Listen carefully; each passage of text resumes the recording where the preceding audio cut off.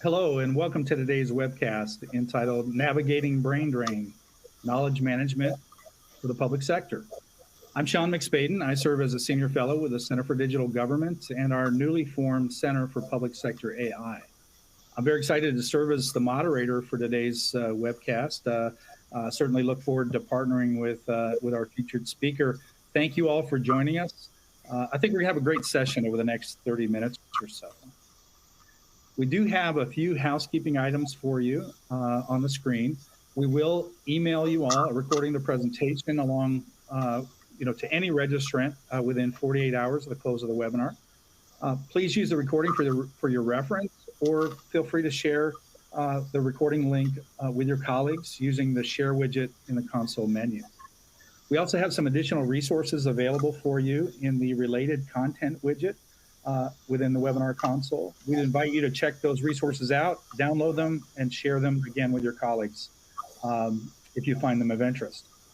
So it's my great pleasure to introduce our featured speaker for today. Joining me is Brad Doss, who serves as a Principal Account Executive for the Public Sector, Department of Defense with Quorum. Brad, why don't you take a few moments and introduce yourself to our attendees? I'm happy to. Thanks, Sean. I appreciate it, and I appreciate you all having me here today. My name is Brad Doss. I do work for a company named Quorum Analytics. We're essentially a purpose-built government affairs software company. So I work primarily on the public sector side. So as you alluded to, Sean, I work with the Department of Defense. I also work with Homeland Security. I work with foreign embassies, that are based here in the United States. Essentially, we're providing them with a legislative or congressional affairs, stakeholder management kind of tools, almost like CRM system for them. So that's what I do. I've been doing this for the last couple of years. And those agencies in particular, DoD, foreign embassies as well, there's a real issue with turnover within workforces, and it's just the nature of their organizations. And because of that, knowledge management becomes a big issue. So that's, I think, why you invited me here to speak today. So I'm really happy to do it. Yeah, absolutely. Great to have you with us, Brad. So let's get started with today's webinar. Just to level set, having access to the right information at the right time certainly can be critical. But as Brad indicated, constant turnover in government agencies makes it difficult for those jurisdictions to safeguard and share critical organizational information and knowledge. When a person leaves, they might take a wealth of information, expertise, experience, and relationships with them. Certainly a knowledge management system is one of the best ways to ensure that when those key team members leave the organization, that their valuable institutional knowledge and key relationships don't go with them. For the next 30 minutes or so, we'll have a chance to talk with Brad, get his insights and his perspectives on navigating that concept of brain drain and the importance of implementing knowledge management strategies, programs, and systems. Together, we'll have a chance to learn about the institutional risks of high turnover and how a knowledge management system can help mitigate those issues. We'll learn a bit about some best practices for retaining and transferring critical knowledge information throughout the jurisdiction. And finally, we'll learn a bit, have a chance to discuss how to enhance the onboarding process and the inter-team communications that are at play through the establishment and deployment of knowledge management programs and systems. So with that introduction to our time today, Brad, I'd love to get started and get your thoughts on really a level set. When we use the terms knowledge management and brain drain, what are we really talking about? In your view, what are the key concepts we need to focus on? Why is brain drain such a large issue for the public sector and our teams in particular, and public affairs teams at large? Yeah, thanks, Sean. Actually, it's an issue, and not even in government. It's an issue in all industry, frankly. But just to level set, like you said, I think at first we need to kind of define what knowledge is. I mean, in the sense of an organization, knowledge is anything like your skills, your documentation, your capabilities, best practices, things along those lines, that insights, of the organization That's kind of how you define what institutional knowledge is. So it's the knowledge shared amongst the team within an organization, right? That is, it needs to be an effective tool in order to inform an organization's purpose, right? So you've got to understand what your people are doing and what information they're gathering, and how insights are changing over time in order for the organization to do its job. The really important piece of this is that there's kind of a twofold thing here. One is that the volume of data, as you're probably well aware, is ever increasing, right? So the amount of information at our fingertips and at a business's or an organization's fingertips constantly evolving and increasing. So it's becoming an issue of workflow. Like, do you have time to deal with all the stuff that's coming inbound?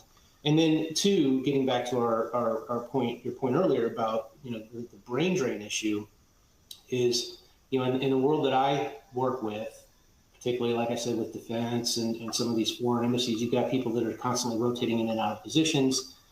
They may not even know what they're doing when they come into a legislative affairs team. It takes them a while to get up to speed. And then the next thing you know, a year and a half, 2 years later, they're gone. And a lot of what they do is up here, and it's taken with them, and that catches organizations off guard. You throw that on top of just the general aging of the population. You've got baby boomers and, frankly, Gen Xers like myself that would like to retire maybe a little early. So you've got this sort of shift in the workforce where a lot of experience, a lot of expertise is kind of working its way out the door. And that's why a knowledge management system is so important. I think you can break knowledge down into like 3 different areas. So one is explicit knowledge. So it's going to be easily documentable things, documents, videos, repositories of information, right? That's an organization's explicit knowledge. Implicit are going to be fairly easily identifiable as well. And that's going to be things like your, essentially your skills, the ability to run a meeting, the outreach and phone calls and all that kind of stuff that your employees do. Those are also fairly easily trackable, and those are considered implicit knowledge. Tacit knowledge is the knowledge that I was really referring to, and that is your intuition, your gut feeling, your experience, right? In my world in sales, I'm doing this long enough that I can have a meeting with somebody and I can get a good sense of where things are going just by, body language or certain expressions or things like that. And so those are things that are very hard for an organization to capture. So some of that, what we're talking about is trying to get at least a general sense of the tacit knowledge these folks have, and make sure they don't leave the organization sort of high and dry. So I do have a slide, I think it's up now, talking about what a knowledge management system looks like. And I like to keep things really relatively simple. So, it's essentially what goes into managing all the knowledge of an organization. It's your procedures. So, it's workflow. Like what do we do as an organization? What are the procedures in place now? What relationships do we have? Not all organizations have external relationships. You may have internal relationships, but who are our stakeholders, right? Who's important to us? That's a big piece of knowledge management. Your meeting notes, it's this is almost a subset of procedures, but it's what are you capturing in these engagements? Who, what, where, when, why? And an engagement can be anything. It can be an email. It can be a Zoom call. It can be a webinar. It can be whatever you want. But are you capturing the data that's important to the organization in those engagements? Your insights. So what information out of those meetings or is important to the organization? Your opinions. So what's our stance on this particular? Again, getting back to legislative affairs, what's our stance on this bill, right? Where we're looking at a bill, is this important to us? Does this impact our organization positively or negatively? How do we define that? And then how do we sort things into issues or areas of importance? Is this tier 1, for us? Is this a really important issue? Is this maybe fall into another tier? You've got to be able to define those things. And then, of course, technology, right? And this is where, a company like Quorum comes in. if you've got technology where you can store, you have a repository of all this information in one centralized, easily accessible system, that's what a good knowledge management system looks like at a very, very macro level. Well, Brad, thanks so much for laying the groundwork on these concepts. Certainly, it's great to have this level set before we turn things over to our audience. And we're about to do that with our first poll question. So audience members, we've got a poll for you here. The question, what are the main challenges and barriers facing your organization as you attempt to establish and deploy a modern knowledge management program and system? And we'd ask that you select all that apply. And while you're recording your responses, Brad and I are going to have another conversation, and then we'll come back to your responses and have a brief discussion about that. So please let us know what you think. So Brad, while our audience is doing that, I'd ask, if a state organization or a local government organization doesn't have anything set up now, what are the top 2 or 3 action steps you'd recommend they take? And what types of knowledge in your experience working with these jurisdictions across the country is most important to capture and maintain? Yeah, so first, I think foremost, you've got to, what is the purpose of the organization? At a very, very basic level, like what is it that we're in business to do, or why is this organization formed, and what is our goal? That's kind of start at the top, and then do the sort of tasks or opinions or issues that I referred to earlier change over time based on leadership. If there's incoming or outgoing leaders within the organization, that's going to be important for you to understand. And then, I guess I think the thing that is most important, and this is really where I spend a lot of my time with my clients, is where are you spending too much time? What are you missing? What information are we lacking? Have there been any embarrassments, right? Has the organization had an issue where, I'll share a story with, DoD clients that it's not really a story, it's an analogy, that I've got a client that likes to talk about generals do not like to get punched in the face. And that essentially what that means is, if they've got a legislative liaison or an action officer that's in a position, meets with a member of Congress or their staff, has a conversation about an issue, promises something, has some after action activity, but that occurred 2 years ago, that person's gone. The memory of the office is still there. They bring it up to leadership, and this could happen in a hearing, and leadership doesn't like to get caught off guard and not know an answer, not know what the organization's done. So those are the types of things I think you need to do. Is you need to identify those, focus on those areas first, and see how we can sort of bridge the gap and what we're missing, or what information is most critical for us to capture on a regular basis. So I'd say start there. Fantastic. I appreciate those insights. Well, Brad, we've given our audience enough time. Let's go to the results, and we'll see what they had to say. Well, not surprising, certainly in any organization, but, in my 25 years in Oregon state government, certainly this issue of change management, resistance to change has always been a predominant people issue, and then structure, certainly. And of course, we're in government, we're all resource constrained with limited budgets, that kind of thing. Let me scroll up here a little bit. Yeah, it looks like those 3 are our top issues. Any surprises here from your perspective? No. These are things that I frequently hear. The culture is definitely one. There's an expression of graybeards, within an organization, right? You've got people that have been in position for a very long time. They're comfortable. They're comfortable in their workflow, and that is relatively common. What leadership and management needs to do in those scenarios where you've got somebody that's maybe resistant to change, is put it in human terms. What happens when you retire? Do you care about your coworkers and the information you're going to take with you, right? Or God forbid you get hit by a bus tomorrow.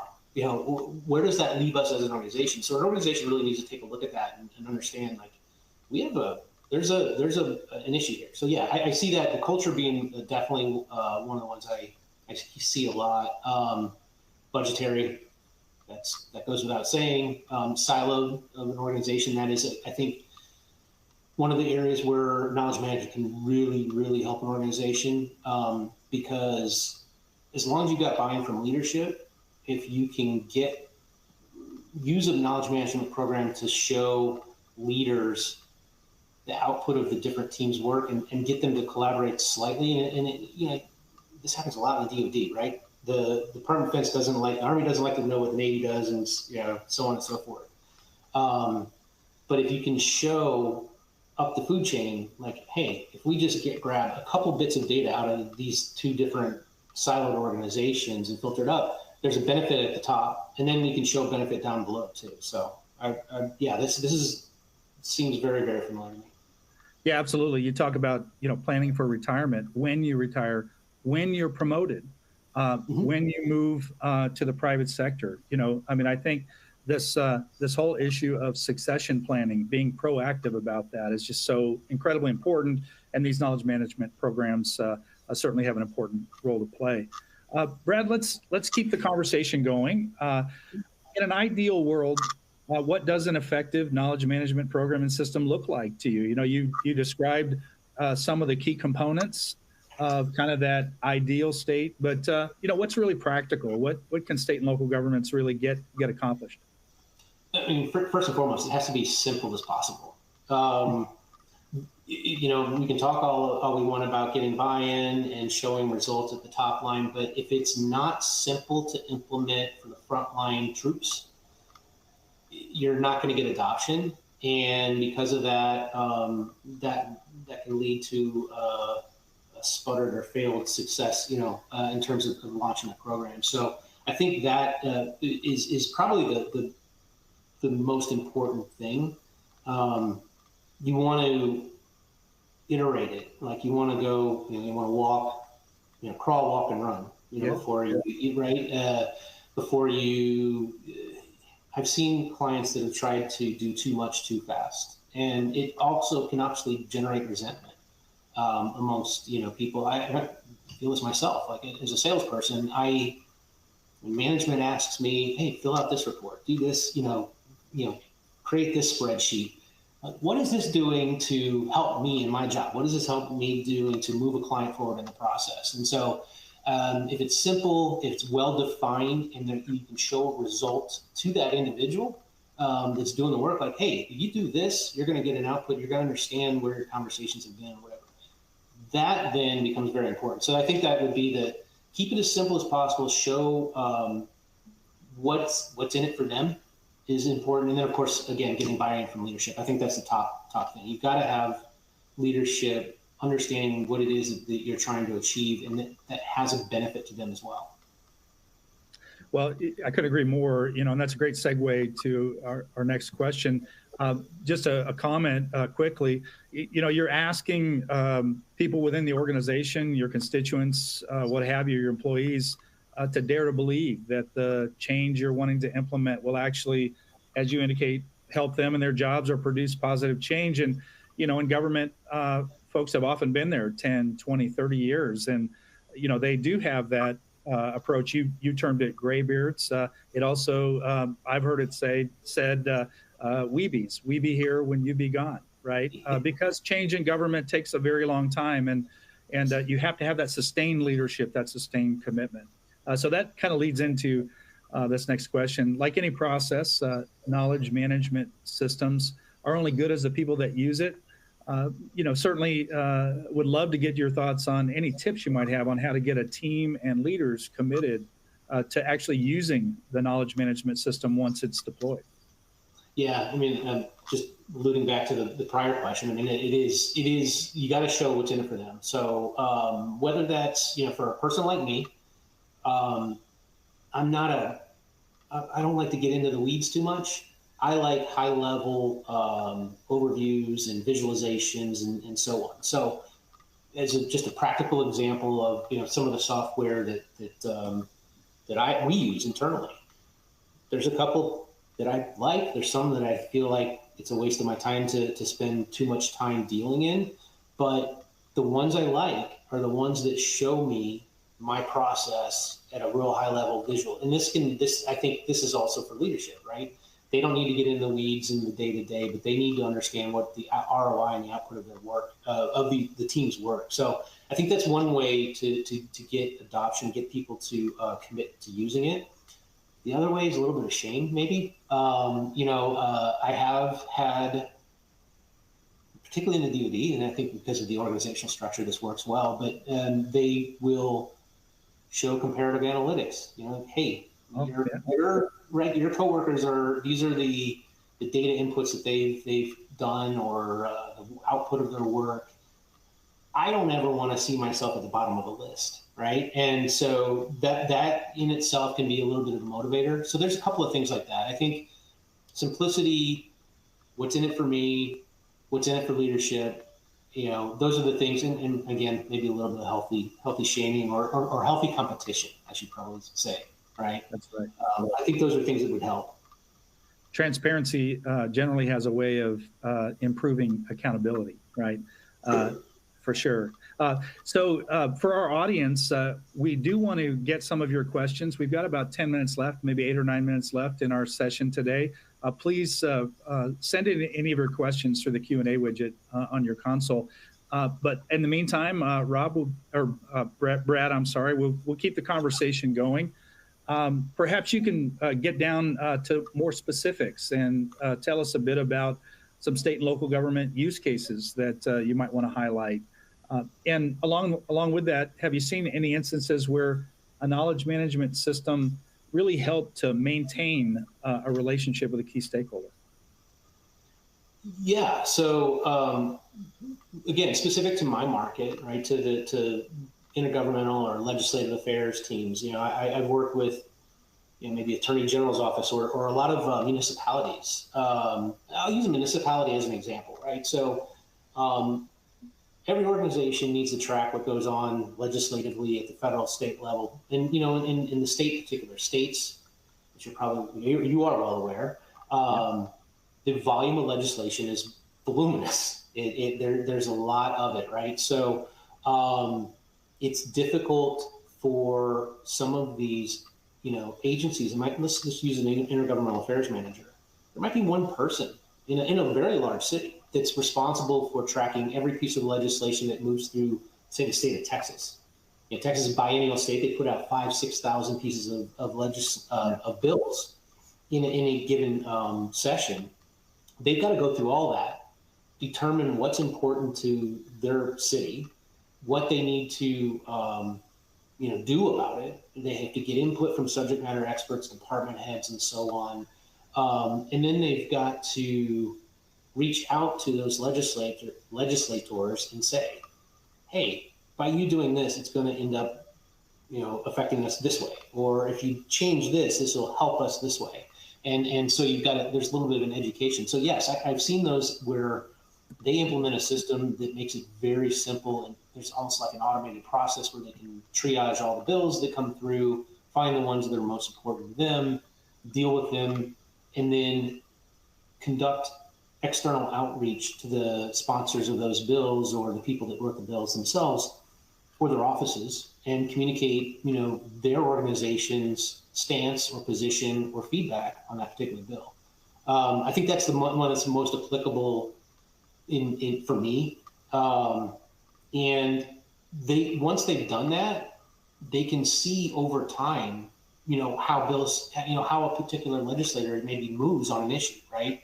So, hey, this person sponsored a bill that did this. We interacted with him. They changed course, and so that's what a good knowledge management system will do. It'll show what your actions were, what the outcomes were, and you can replicate that, going forward. So it's a good means of developing best practices, and then over time being able to implement those and make your organization that much more effective.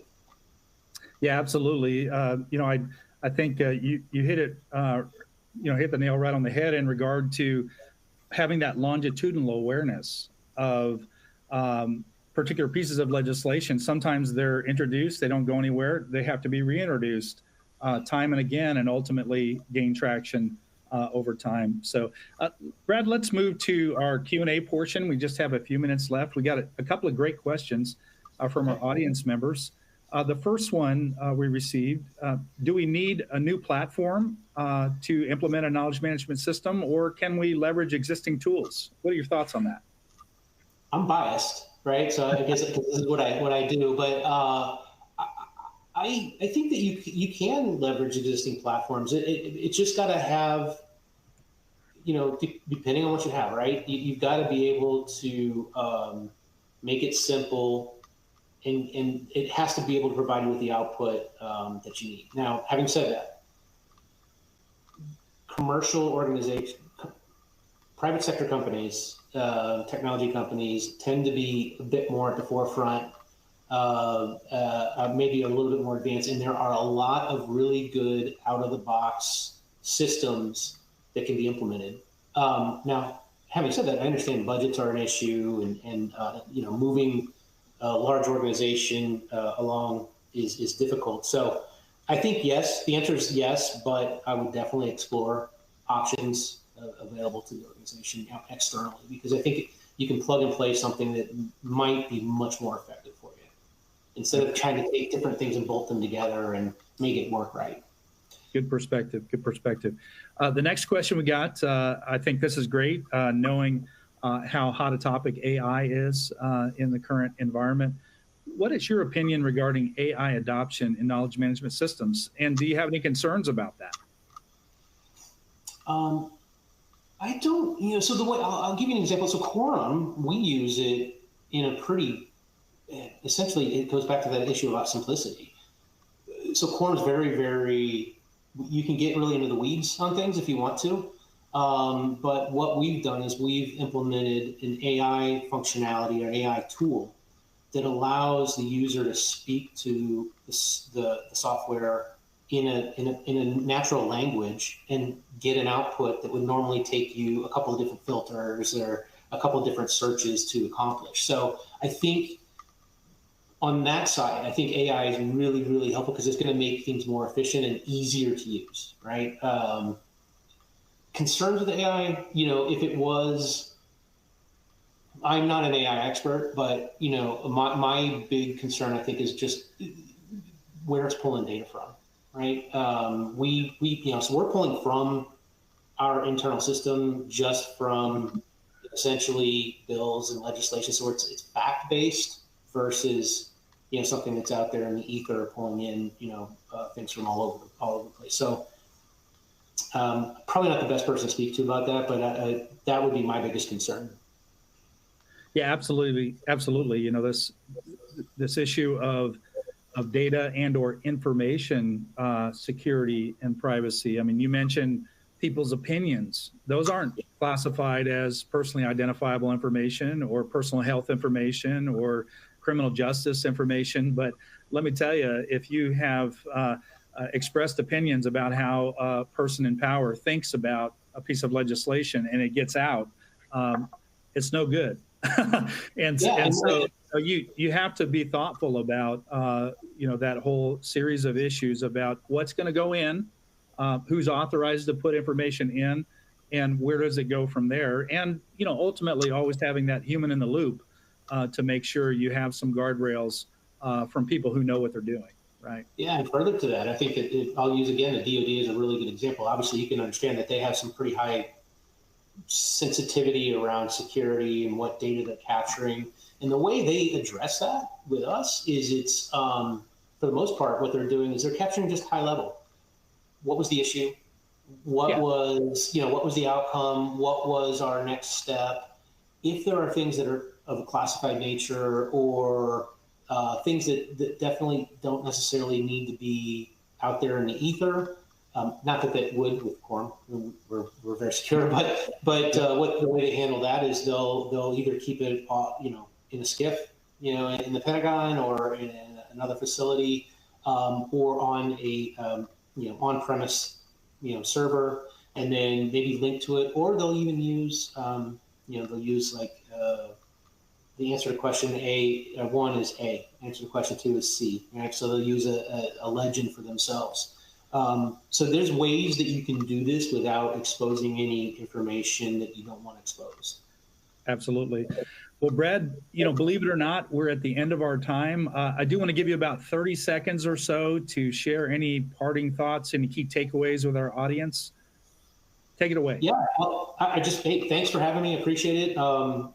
Keep it simple, show an ROI, get leadership buy-in. I think those are the 3 things that I would, and what's in it for me. It's always been one of my mantras.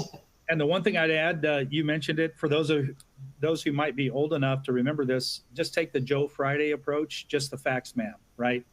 In these systems, and be careful what you put in so that if things get out, you don't have issues. So really appreciate our time today, Brad.